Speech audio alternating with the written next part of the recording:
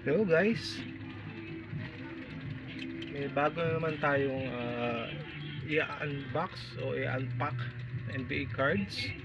Galing to sa isang seller, and ang nagastos ko lahat dito is 198 kasama na yung shipping.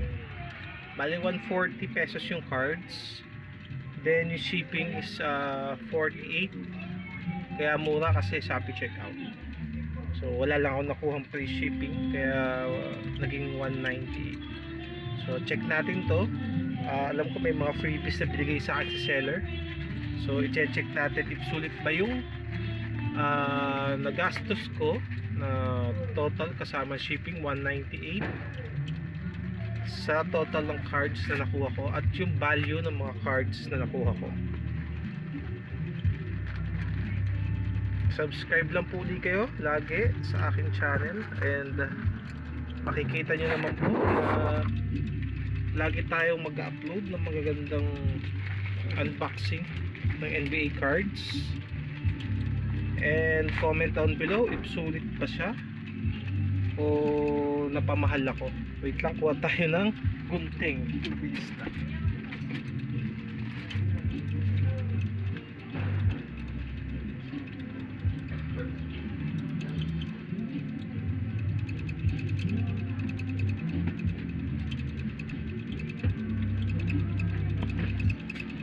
Hello guys. Pasensya na sa commercial. Akala ko nasa akin na yung gunting, wala pa pala. So ingatan natin ang paggupit. Baka NBA cards ang magupit natin. Check natin. Ito matagal-tagal na to sa seller. Hindi ko lang agad nakuha. So hindi ko pa alam kung sulit ba yung pagkakakuha ko dito. So pinapakit ko kasi lalo na pag konti pa lang. Sayang kasi yung bayad ko sa delivery kung konti lang papadeliver. So ito, naka-tape siya. Alam ko more or less 30 pieces to eh. May binigay na freebies sa akin si seller ng mga cards. Siyempre mga base lang naman siya. And check natin. Ito, dalawang pack pala siya. So check natin kung sulit pa ang nagastos ko. So tapos hindi ko na malaman kung itong mga pinagkukuha ko dito kasi matagal na to. So hindi ko alam kung ano itong mga pinagkukuha ko sa seller na ito. At wala akong, hindi ko siya matanggal. Wait, kasi may pinaka ano niya. Gupitin ko na lang. Sige na, gupitin ko na lang. Sayang sana eh. Okay, wait lang. Gupitin natin. And ito po yung mga first, mga naka-sleeve naman siya. So okay lang. Ang una nating cards ay si Anthony Edwards. Base lang siya ng Donruss. Okay, nice one. Allen Iverson. Ganda siya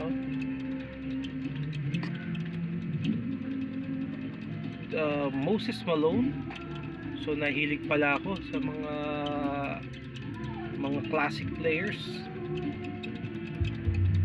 Ray Allen, Boston pa siya to. Sino to? Ang shirt to, Stars and Rookies. Sino ba to? Wait lang, check natin kung sino pangalan. Jared Dudley. Wala na to sa NBA ngayon, pero okay naman naging career niya. So, maganda to Si Arriving Now, makapal siya. Pero nice, matigas ang card. Si Kendrick Nunn. Ganda siya. Crack parallel crack. Sino to? Josh Jackson ng NBA Hoops. Ganda diba nakikita niyo yung mga sparkle, parallel siya and crack. Yun ang alam ko hindi ako ganun kagaling. Josh Jackson, another parallel and crack. Si Josh Richardson. Ayan, nasa Miami na to uli ngayon. Unang rookie season niya isa Miami, then na trade Philadelphia, and then di ko lang kung saan siya napunta, then bumalik ulit sa Miami. Another crack. Wow, parang ganda nito Ano pala siya? Flux. Si Sterling Brown. Kapal siya, tigas. Ganda yung card. Another arriving now, Kendrick Dunn. So dalawa pala nakuha ko nito. Alam na sa mga magkakagusto nito, comment down below at baka napipili ako sa mga magko-comment kung gusto niyo to. At syempre bigay ko to ng libre. Then kayo na bahala sa shipping. So, huwag kayong mag-alala, may Shopee checkout ako, so baka mas makamura kayo. Yes, bigay ko siya ng free. Comment down below lang kayo. Of course, mag-like kayo, mag-subscribe kayo sa channel ko, and click the notification bell lagi para lagi kayo updated sa mga bago kong post. Another crack.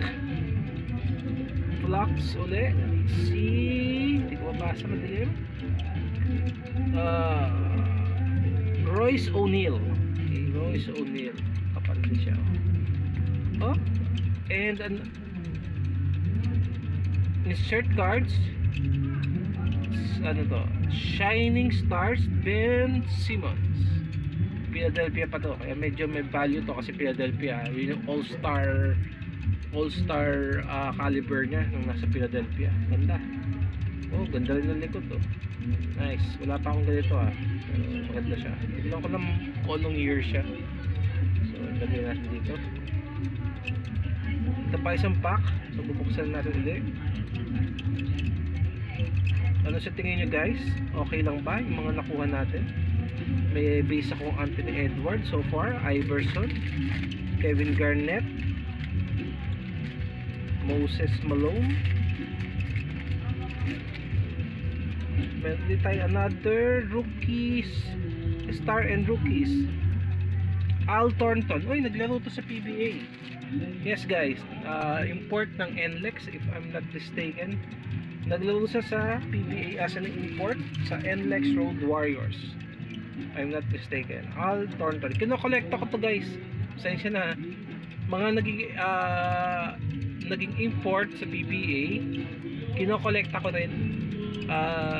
Ito kasi cheapest na pwede kong collection na hindi ako kailangan gumastos ng malaki dahil halos karamihan naman na naglaro sa PBA ay hindi naman superstar or all-star, mga lang siguro kung meron man, and kaya for sure mura lang yung cards, diba? Ganun lang guys, hindi natin kailangan gumastos ng malaki para mangolekta. Ito mga ano lang siya, mga naging PBA player lang. Nag-ano rin ako, nag-check din ako sa Google kung sino-sino pa. Ang hirap din, lalo na yung mga luma, hindi ko na maalala. Ang mga naalala ko lang ng mga luma na meron ako, si Chris King, meron ako noon nung Memphis Grizzlies pa siya. Siyempre yung mga baguhan ngayon, madami yung mga baguhan na nakapagawa na sa NBA. Yung mga luma pa, madalang, yun lang, si Kevin Gamble, yan, naglaro din niya as import. May card din ako nun. Saka Cedric Ceballos, Darvin Ham. Ayan, mga naging player ng PBA yan. Dami pa. Kaya magugulat kayo pa. One time, ano natin sa vlog ko yan. Lahat ng mga naging import sa PBA na may cards ako. Si Rondae Hollis Jefferson meron ako. Kaya comment down below kung sino pa yung mga naging PBA player para mabawasan yung pag-search ko sa Google. Tulungan nyo ako kung sino pa yung mga player na nag-PBA import at naging NBA player at the same time. Bago mag-PBA o after nila mag-PBA na nag-NBA sila, pwede pasok yun. Pati si Andre Blatch pala yung mga naging naturalized player, kino-collect ako din. O diba? Hindi natin kailangan gawas nila. Tuloy tayo. Insert stars and rookies. Al Thornton, collectibles to, sensya na. Revolution ni Fred VanVleet. Parallel na naman siya ni Nemanja Bjelica. Ganda rin itong card na to. Oh, ganda ito. Patrick Ewing. Hindi ko alam kung anong klaseng card. Sea Quest. Oh, Star Quest pala. Star Quest. Ganda oh. Luma ba to? Luma ata to, no? Old school cards, so collectibles. Kinokolekta ko yung mga batang 90s and 2000, mga retired players na naging favorite naging, lalo na panahon ni Michael Jordan era. Marami akong kinokolekta na ganun. Hopefully, pero daw gumagastos na malaki, nakukuha ko lang 10 pesos. Yung mga nakaraang vlog ko, makikita nyo yan, yung mga nakuha ko sila Kevin Garnett na Penny Hardaway. Ang baba ko lang siya nakuha. Package kasi yun. So, lahat ng mga kuha ko. Nakakaswerte lang. Next, Nikola Pekovic. Kung sino man siya. Base lang din. Caron Butler. Old school. May presyo pa. 5 pesos. So, Thaddeus Young. 5 pesos ulit. JJ Redick. Ito, kung sino man yan. Ayan, yung mga nakuha ko, di ko na kasi mabasa. Tignan nyo na lang po. Ayan. Ito, parallel uli. Kita nyo naman, ang ganda. Si Caris LeVert. Nice. Ito, gandang insert to. Matching. Matching numbers. Dahil pareho sila ng jersey numbers. DeMar DeRozan and Eric Gordon. Ayan o. Matching numbers. For collection yan siya. Si Quest. Star Quest ulit. Si Carmelo. Carmelo. Isa pang insert cards. Uy, mukha pa lang ganda o. Drew Holiday. Ibang year to. Express Lane kasi dami na klase Express Lane. Drew Holiday, New Orleans Pelicans pa siya. Nice, ganda nito. Parallel uli, Eric Gordon, NBA Hoops. Nice, ganda. And the last one natin, si Drew Holiday ng Milwaukee Bucks na siya. Dominance. Diba? Ang ganda. Wala na nga pala sa Milwaukee Bucks, no? Ano ba si Drew Holiday? Nasa Utah. Ay, hindi. Portland ba? Ewan ko. Hindi ko maalala. Comment down below na lang, guys. Drew Holiday. Ayan. So, ang cards na nakuha natin is 1, 2, 3, 4, 5, 6, 7, 8, 9, 10, 11, 12, 13, 14, 15, 16, 17, 18, 19, 20, 21, 22, 23, 24, 25, 26, 27, 28, 29. 29 pieces of cards ang value nung 198 na. Sabi 200 pesos na card. So parang pumapatak siya na sabi natin 30 to 6 to 7 pesos. Yes. Medyo may may kamahalan na doon sa mga iba kong vlog. And kasi nauna nga yun. Ito kasi old school na to. Medyo mahal pa talaga ang cards dati. So comment down below. Tapos na tayo, guys. Comment down below if sulit ba ang pagkakakuha ko sa cards na to. And ito, pwede ko yung pag-giveaway. Kendrick na, arriving na. Rookie ko lang yata. Rookie edition yata to. Dahil dalawa naman siya.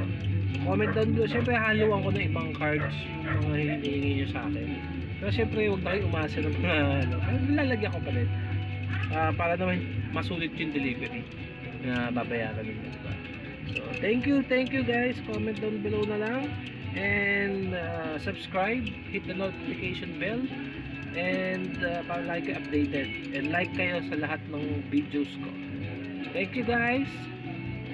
Bye.